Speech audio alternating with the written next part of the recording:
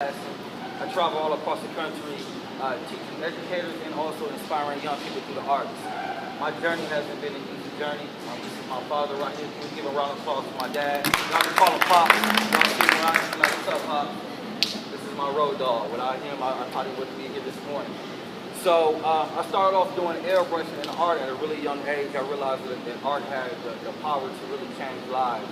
And I had to kind of like go through that from my own personal experiences.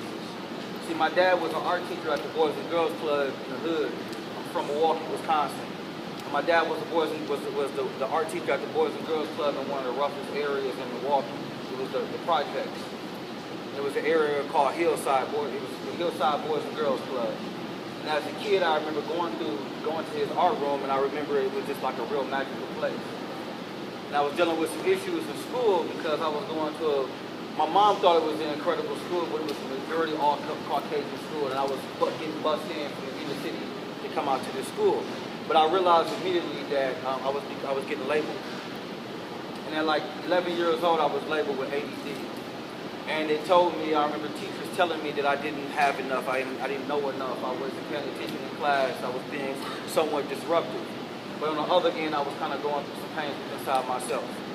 And some of these same pains and some of the issues that some of you guys is having in the classroom with some of your young people.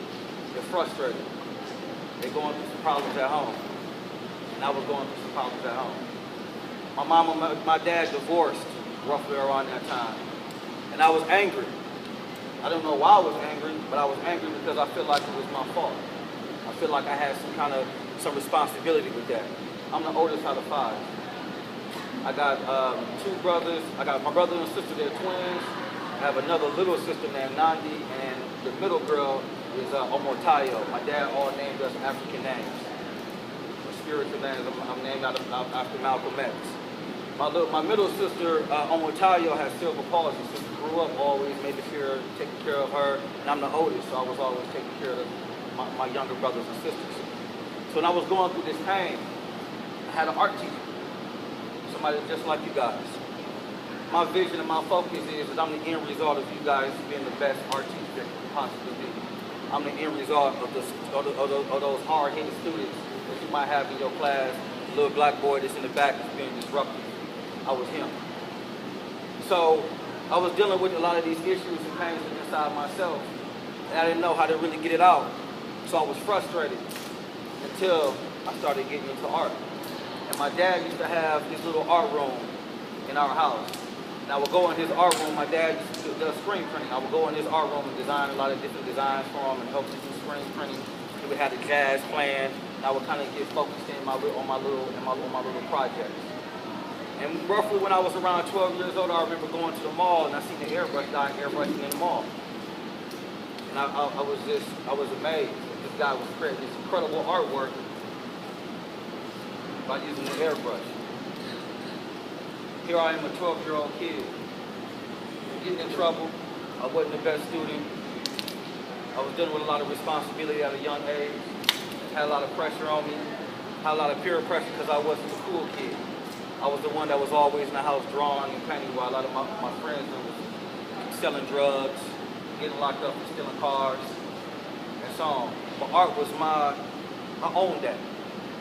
That was a piece of me that nobody could really affect. So I would be in my room every day, wanting to focus in on learning how to airbrush. Had my little portfolio. And I remember going to this guy who had an airbrush shop, and I asked him to teach me. And you know, I thought I had it together. I had my little portfolio, I had my little business cards made up, you know what I mean, showed him my art. And I just knew immediately this guy was gonna hire me on as an apprentice. So I go in and I show him my work. He looked like that he was ready, you know, to hire me on. And he looked at me and he said, I don't have any time to be babysitting nobody's kids.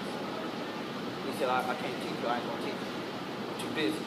I got too many things going on. I got personal things going on. Some of the same things that we tell some of these young people now in our class. I can't give you all of me. I'm only gonna give you a small part of me. So that's what he told me. So I had to make a decision. Either I can just let my dream die, or I can stay focused and figure out another effective way to be able to get some equipment. So I'm born and raised in Milwaukee, Wisconsin, where it can get really cold. Like this is, even like today, even this weekend, it's been kind of rainy, but this is still great. I was just watching the news and they have a big storm coming up through the Midwest, and I'm not eager to get home. So I shoveled snow all winter. In the summertime, I would mow grass. My dad was an entrepreneur, so I would travel around with him to festivals and shows. All his friends were entrepreneurs. I would work for them in the summertime until I was able to save enough money to be able to get my own airbrush. And even with inside that aspect of me wanting to get this tool and use this tool, I didn't realize it was a technical aspect of it. You know, people think of airbrushing like it's spray paint, like you just put it down and you spray, air comes out, paint comes out, and so on. But airbrush is a technical tool. It was really made for doing graphic design and commercial art. And we've been able to take it. What happened was some guys down in Panama City decided to take the airbrush and start doing automotive with it. And then after a while, they started doing t-shirts for the spring breaks. And then after a while, some guys from New York picked up the airbrush and started doing graffiti and urban art on jean jackets back in the 80s. You know, early 90s, you had Tupac, you had a lot of different rappers. I talk about this in my book. That was the first time I remember watching like airbrushing get done on t-shirts and on apparel. And I gravitated towards it immediately. With inside that quest, I knew that when it came to the part, when it came to my time to be able to teach the next generation of airbrush artists, that I was going to do my part. Me and my dad and my brother went through some tragic things growing up. My mom had one rule when I had my airbrush. Her number one rule is don't paint on my walls. That was her number one rule. You can go upstairs and paint and do your thing, but don't you paint on my walls. So I had my whole little art easel and everything set up in the basement. I would come home, you know, my mom used to work long hours. I would come home, go in the basement and do my little airbrush thing.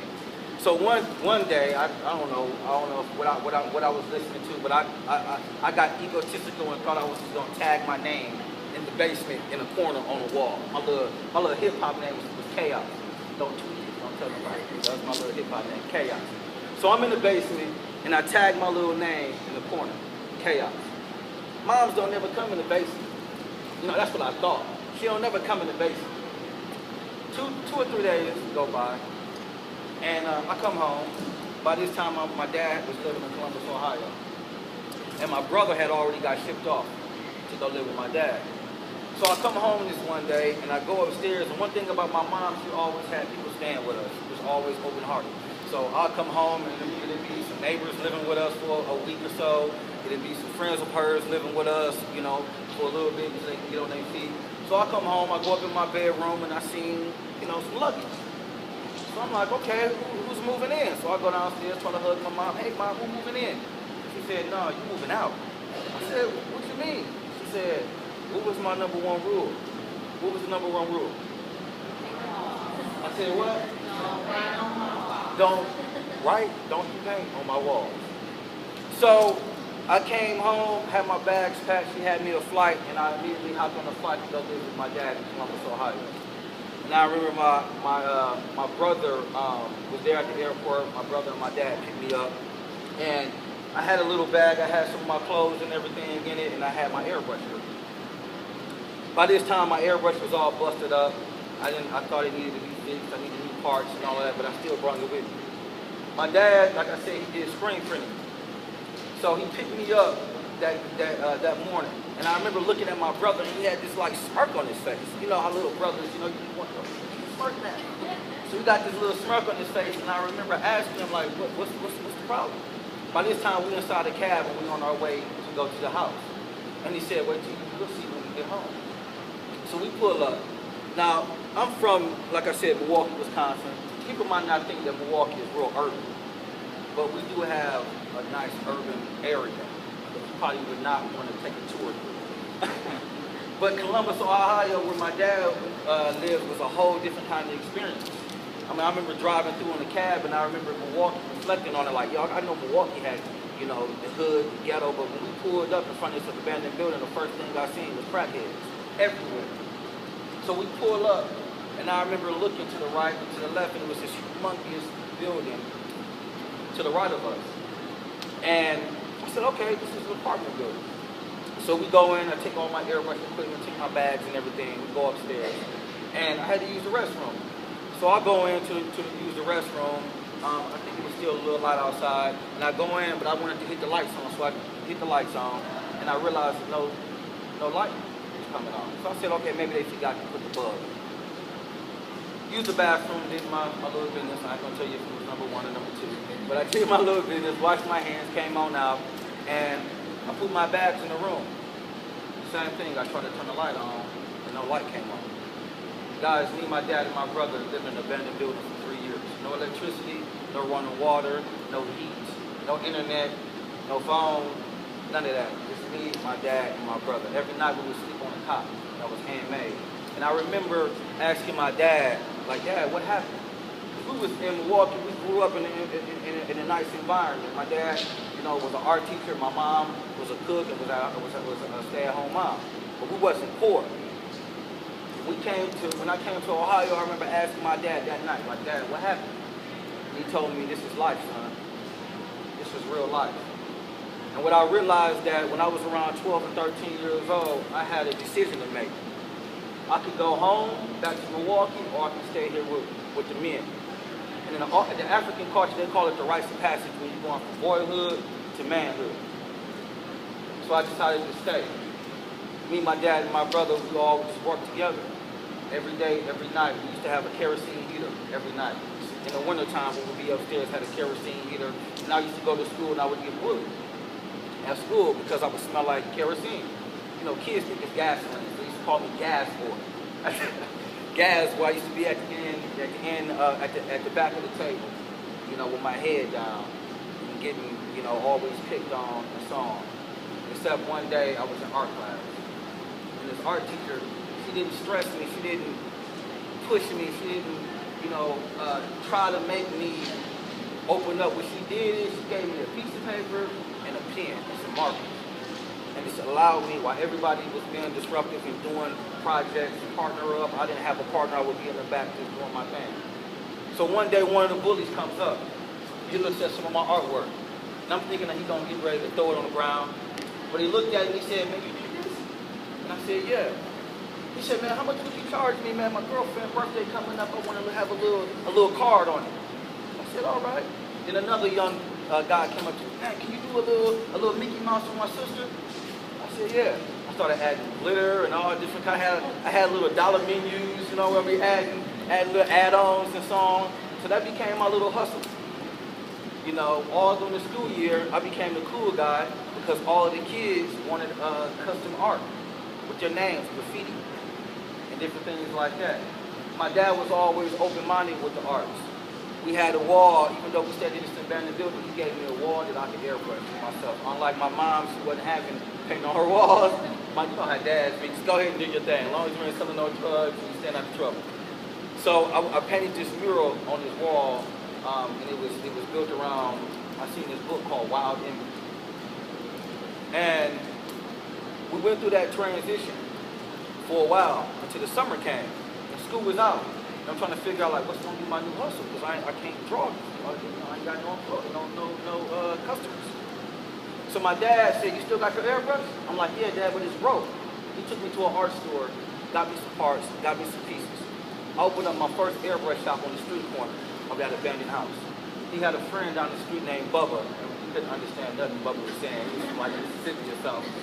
So he ran an extension cord from his house, and I talk about it and I got the photos inside my book.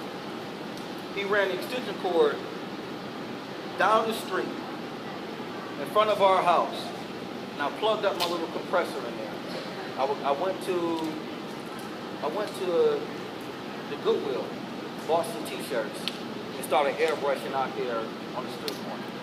My dad that morning, him and my brother was going out to, across the country at black colleges, they have the classics, football games.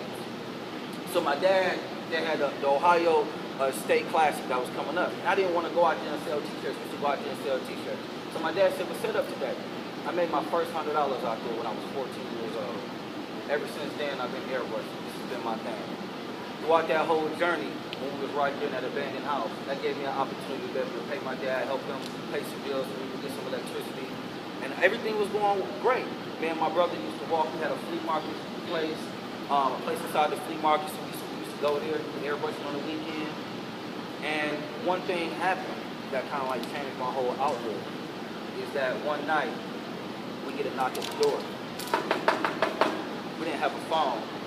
There was a neighbor down the street that worked at the new local corner store. He came knocking on the door, and it was a phone call from my dad. And I remember that night my dad came back home, and he told me that my mom had died. So immediately, we packed all of our stuff up, my airbrush equipment and everything, and we went back to Milwaukee, Wisconsin. And I had to make another decision. Was I going to focus on my dreams? Was I going to continue on pushing my path? Because when we was at night, those cold nights, me and my brother and my dad would sleep on this cot, but we always had a dream and a vision to one day open up our own business. It was going to be a family-owned business where we did screen printing and we did airbrushing together. And upstairs, we always wanted to live upstairs from the store. So when I went to Milwaukee, I started to focus in on that vision. And I opened up a second airbrush shop inside this flea market first, and then I opened up another airbrush shop inside of this hip-hop clothing store. And from there, the image of Showtime, Wild Image was born. My dad had a company called Showtime.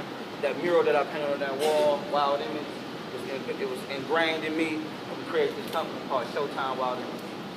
We found this building at 18 years old. I bought this building for $1,000 from the city. About 21 years old, I had made over $150,000 off of airbrushing, t-shirts, printing. But it was a catch. Here I am spending all of my energy on creating. I was in the hood, I was in the community where there was a lot of crime and a lot of death. So 80% of my business was built around memorial and death t-shirts. If you go into any neighborhood, Latino, Black, minority neighborhood, that's something that we do. We do the rest in peace photos with rest in peace my little homie, rest in peace my little brother, rest in peace my auntie. So 80% of the money that we was making was built around memorial and death t-shirts. We was making a lot of money, but it was tearing me up inside because art is something that's built around living. Art was something that was built around life. Art helped me get through all of this pain. And I was spending the majority of my energy dealing with death. And my last airbrush shirt that I remember doing was built around an incident. I was working late one night at my shop, and if you guys seen our booth, I got a big backdrop that says Hip Hop Airbrush. And those backdrops I used to do for like rappers. So it was a rapper coming to the city named T.I. from Atlanta. He was coming to the city, the promoter called me up and asked me if I would do this backdrop that can hang on stage. So I'm working on this backdrop all night. I'm sleeping in my shop. About 7, 8 o'clock in the morning, I get a knock at the door. It's a young Latino woman. She wants to order some airbrush shirts for her son that got killed. Normally I don't ask this, but I just asked her what happened. The night before, my friends had called me to ask me to go to a party that night. I said, man, I can't go. I gotta focus in on this T.I. backdrop. You know, maybe tomorrow. I didn't hear anything else. I called him that next day. I couldn't get in contact with none of my friends. So that morning, I asked this lady. I said, what happened? How did he die? She said he got shot. Somebody did a drive-by, killed him. I said, okay. So I started taking an order and so on. And some say, I asked, I said, where did it happen at? She gave me the address and told me roughly where it was around the corner from my shop. It was the same house that my friend lived in. But it wasn't him. So I finally got a call from one of my friend's sisters. And I asked her, I said, my friend's name was Okie Doke. That was his little nickname, Okie Doke. I said, where Okie Doke now? She told me they were all locked up downtown. And I said, what happened? Well, what happened was, I didn't know this, but 2 weeks prior, the owner of that owned the property where they was written at decided to kick them out because he wanted to sell drugs in that building. And he came to my friend's room real disrespectful, came to my friend's mom real disrespectful, didn't give her 30 days, just took all their stuff and threw it out. So that night that they was calling me up, their whole plan was to shoot up the house. Destroy the house so this guy couldn't get nobody else in there, sell drugs, they were disrespecting, the guy disrespected his mom, he was in his feelings. So the idea was to shoot up the house, to destroy the house. But they didn't know that the guy already had a young worker working in there. And this was this lady's son that I'm doing a rest in peace shirts for. So I'm doing rest in peace shirts for a woman whose son got killed by my best friends. And what I had to realize right then and there was I couldn't do this anymore. People thought I had lost my mind. My dad, my family, everybody ate off of this business. And I decided to close it down because I knew that what I had within inside myself was built around, like you see, living, creating, and inspiring. When we had this shop, I couldn't find no employees that wanted to work for an 18-year-old kid, even though we was making money. So we started hiring all the local kids. Our shop was the only shop that's why you see my dad, his name is on this tag, you see Pops. Because all the kids used to call him Pops. This would be a safe haven where these neighborhood kids can be able to come and earn some extra money.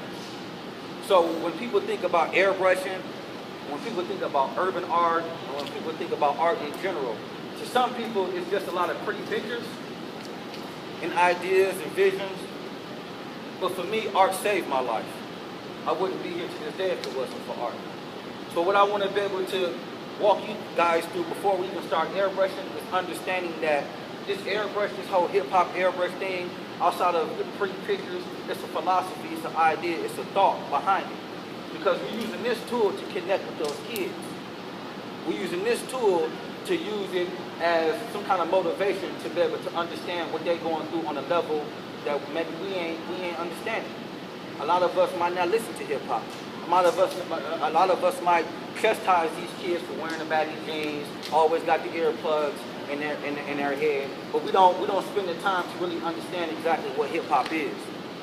And hip-hop, that's some of the things we're going to talk about real quick. And I want you to write some of these things down, guys. So hip-hop is a tool. That's the first thing. Hip-hop is a tool. Most people think of hip-hop as only music, but it's a culture behind it. And I know sometimes it's easy for us to go ahead and want to shove all these different curriculums down these kids' throat without having a core understanding of their culture. Once you start building your curriculum around their culture, you ain't going to be having a lot of these disruptive kids because they want to be a part of that. That's their culture. They're going to be showing you different things. So hip-hop is just not music. It's a way of life. It's a culture. Another thing that, as I've been out here dealing with educators specifically this weekend is I know it's hard to change. I know it's hard to kind of look at things from a different angle. As adults, as teachers, as people of authority, especially dealing with young people, it's hard to kind of take ourselves out of our own personal shoes and put ourselves in their shoes. But with inside that, we got to embrace change.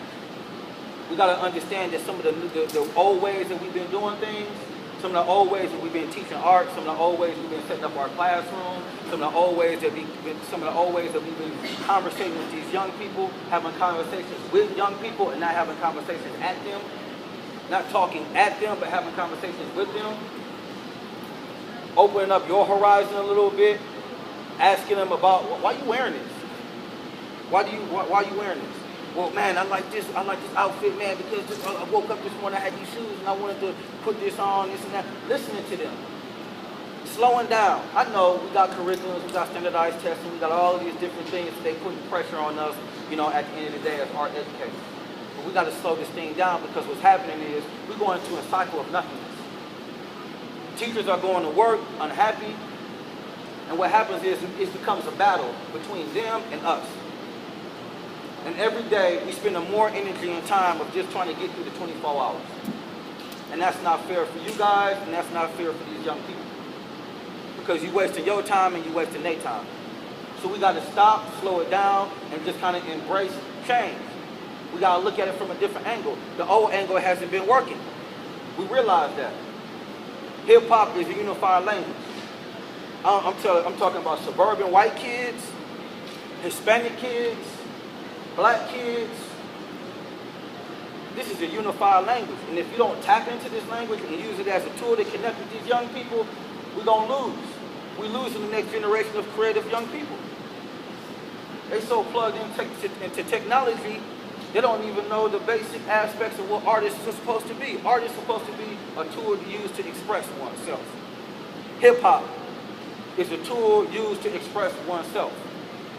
The music came from the streets. The clothing came from the streets. The art came from the streets. Everybody is so wild out about urban art right now because a white guy created a movie. You know, what is it? Something behind the, what's his name? Banksy. Created this movie built around street art. Street art has been around since the 70s.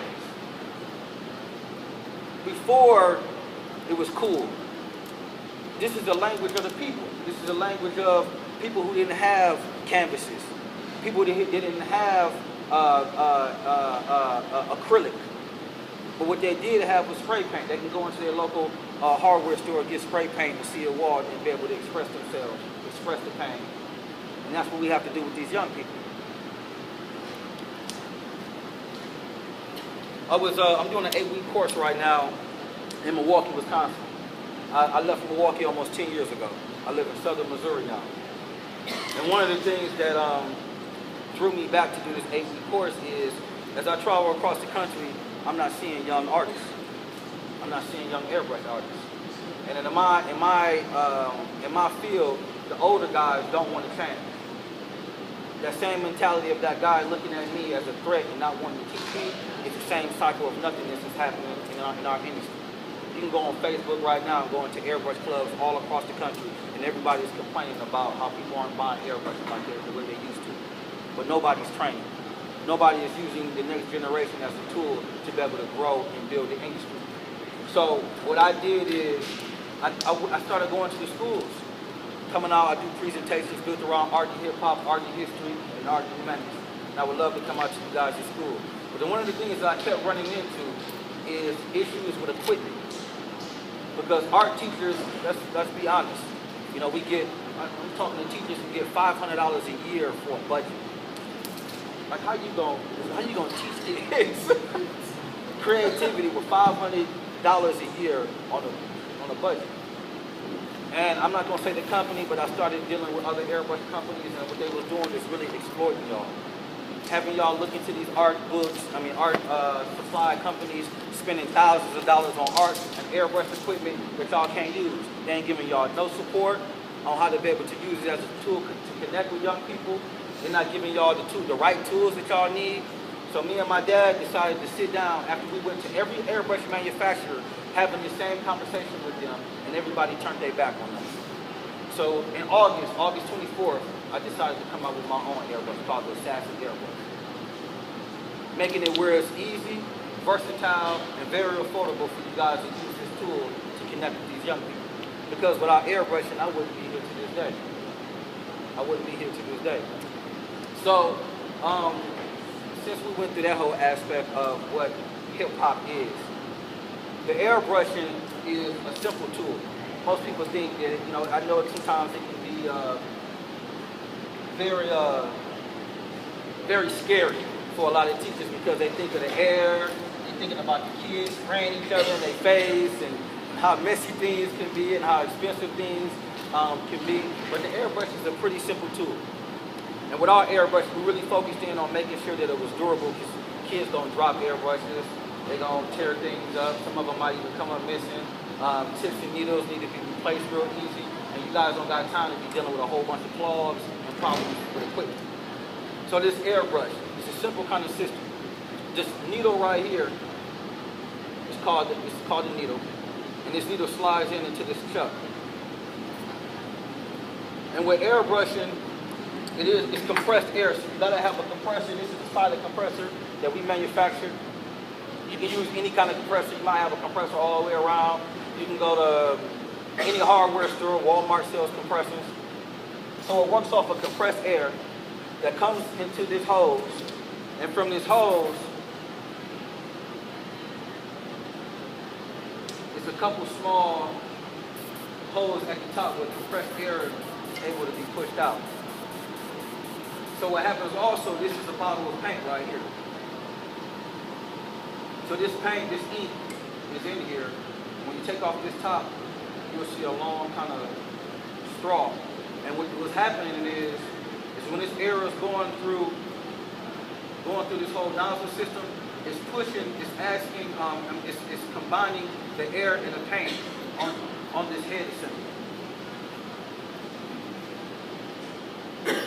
And this is a tip right here. This is called the tip. So this tip goes over top of this needle. You got your air coming out, you got your paint getting sucked up. And what's happening when the air and the paint combines together on this nozzle, it mixes, now you got the airbrush. So what happens with the airbrush, unlike spray painting, the more you push this trigger down, the more air comes out. But the more you pull this trigger back, the more paint comes out. So this is, like I said, this is called a double action airbrush. Real quick, if you guys have any questions, okay, good. Any questions real quick before we start getting into the demo and about my life or hip hop or anything on that level? Or Do you have an intro on your website? Yeah, and then I do have request forms for you guys. You can take a request form with you, and yeah, I would love to come out. You can go to my website, I have testimonials. Yeah, the rapper T.I. If you, one of the things that I do with the presentation is built around art and hip hop, art and history, and art and humanity. Art and hip hop. All of the stuff that these kids are wearing, the clothes, the music, the mixtape covers, the CD covers, that's creativity. But kids don't relate that. You know, kids don't relate that, so you got to bring that in. So I do a presentation with showing them that Sean John with this puffy combs, one of the gurus of hip hop, created his own clothing line. I got a good friend of mine that designed the logos and all that for Sean John. So we show them the kids that so they can make a connection. Then we talk about art and history. We talk about graffiti. But graffiti is just like hieroglyphics. So we bring that together to help them understand, that's their culture, to help them understand that in history, whether it was the Aztecs, the Egyptians, the Romans, they used art to be able to tell their stories. Art and humanity. How can we use art to be able to change society? How can we use art to be able to change these young people's mentality? So with the presentation I do, a lot of times what I do also, I bring art for the kids because kids have never seen real artists. They've never seen artists who are successful artists. That's another thing when it comes down to when you teach young people, specifically young people of color. You got to show them other successful people that came before them. You got Picasso and all these different other people up on the wall. Show them some other people that have been very successful in that same field that look like them. You know, that's important. So the next thing is, my books are $20. I'll sign them for you guys and get a free piece of artwork that comes along with it also. Definitely make sure you stop at our booth and check us out. So when I do this, when I'm going into schools, the number one issue that you're going to hear, majority from students, is I can't draw. I can't airbrush. I heard some teachers this weekend, I can't airbrush. I've never airbrushed. I can't airbrush. But what we try to do is we just make it really simple. And the way we make it simple is just using stencils. So what you can do, if you got like a smart board or projector in your class, you can go online and just find really cool stencils. And you can make a curriculum out of this. So today we're going to be focusing in on such and such art, or we're going to be focusing in on history. What I want you guys to do is come up with creative images that represent history and art. You take their images, show them how to make stencils out of those images. It doesn't have to be a one-class program. You can run this thing for like 4 weeks. You know, I'm doing an 8-week process. I'm doing an 8-week airbrushing class. The kids ain't painting until the 4th week.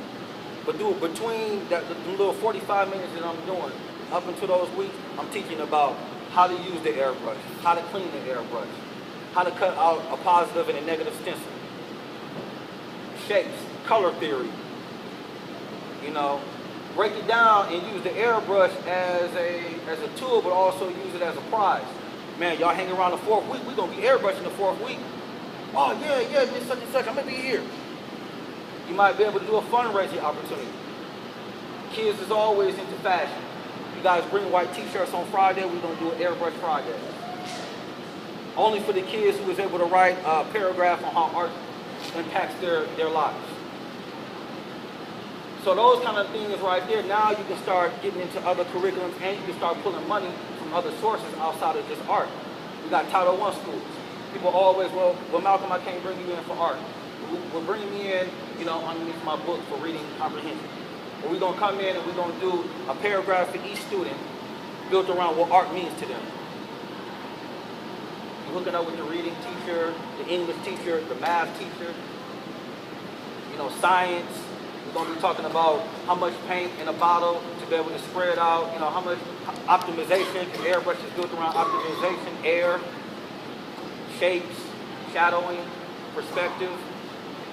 So this is a stencil we came up with. And this is a stencil that I made for hats for kids. I go to the dollar store, get a whole bunch of 99-cent hats. This is a hat that I airbrush.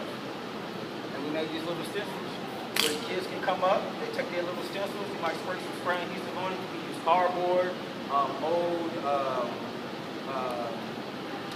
clear transparencies. Old clear transparencies work really well. And like I said, with the airbrush, it's just one thing. You push down for air, and the more you pull back, the more paint comes out.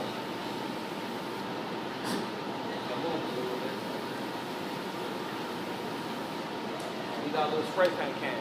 If you got little Johnny in the back of the room who's normally disruptive, he is the leader. It's always a leader. If he is the leader, you make him your airbrush guy. Little Johnny, your responsibility is going to be cleaning the airbrush. By the end of the class, I want you to help me put all the equipment up. I want you to be able to make sure how much paint we got, this and that. Put him on your team.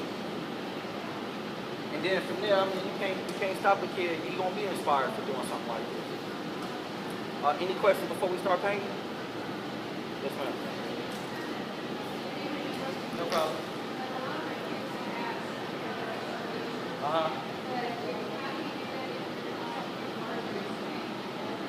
It's all water-based. Yeah. You iron it. Yeah, so what I do normally, you might want to do hats. Hats are really easy because you can get them really cheap. And if you guys do I got a manufacturer down here in Texas.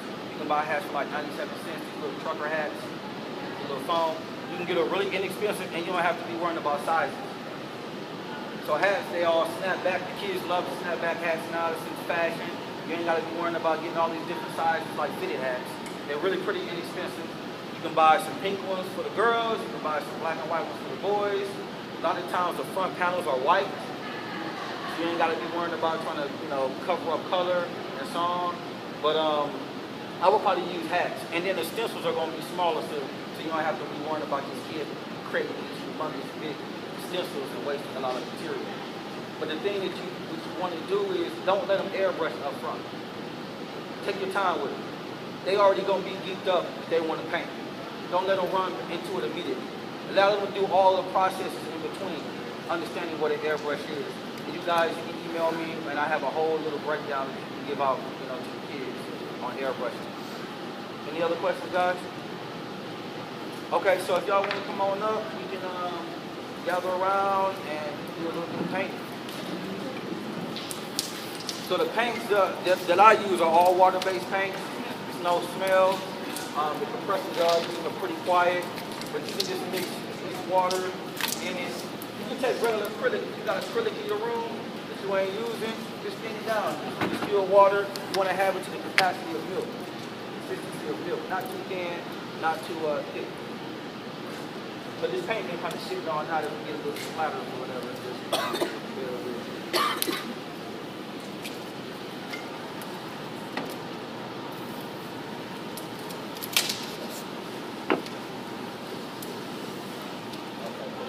black right here. So you said this is ink? Yeah, it's just it's the same thing. Okay. It's water based. I was a company called Brandon that makes it. You can go to any Hobby Lobby. You can pass that around. You can go to any Hobby Lobby. You can go to any art store, and they'll have it. It's already been down there. It can be kind of expensive. That's why I say if you got paint already, just mix it in with some use distilled water. because a lot of the times with the water and everything that comes out the faucet, it has bacteria in it. So after you mix it and sit it on the shelf for a while, it start going bad.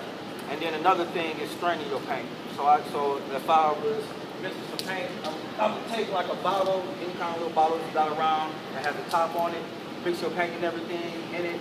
I take my girlfriend's pantyhose, the ones that got the hose in it. I stretch it over the bottle. I poke a hole at the top, and then when I'm pouring it into my bottles, it's straining through like heavy cloth, paint. So you want to do the first one first? So the air was right in the rim. If you guys want to get closer, you can come around and get a little closer. Okay. So right here. Okay. You want to go to this one.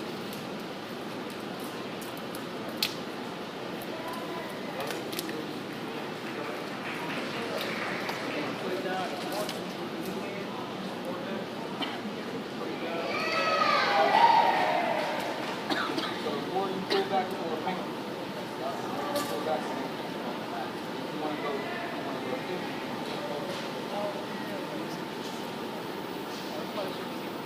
Yeah, you can go closer to it and give it a little bit more fine kind of detail.